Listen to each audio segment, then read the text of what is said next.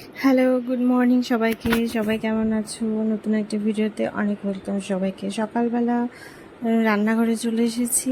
বেগুন দিয়ে মাছের ঝোল হবে, সেই জন্য বেগুন কেটে নিচ্ছি। আলু কেটে নেব। তারপর মশলাটা তৈরি করে নিয়েছি, সেটা ক্লিপ নেওয়া হয়নি। মশলার মধ্যে আমি যেমন দিই, একটু জিরা, একটু কাঁচা লঙ্কা, একটু আদা, পেঁয়াজ মিক্সারে পেস্ট করে নিয়েছি। আর এখানে ফোড়নের জন্য পেঁয়াজ, শুকনো লঙ্কা, জিরা দিতে হয়। জিরা বাড়ন্ত ছিল জন্য দিতে পারিনি।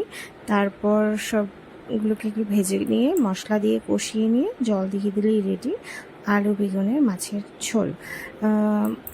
তোমরাও ট্রাই করতে পারো, আর অন্যভাবে যদি করা যায় বা তোমরা যেভাবে করো আমাকে শেয়ারও করতে পারো।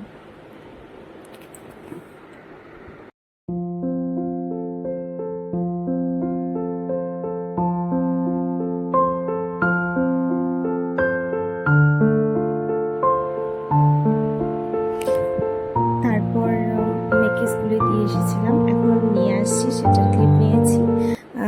তারপর সন্ধ্যাবেলা চা নিয়ে মেয়েকে পড়তে বসে পড়েছিলাম। Tata, bye bye. এখানে আমার ভিডিও শেষ করছি। একটা লাইক, সাবস্ক্রাইব করে দিও। Thanks for watching.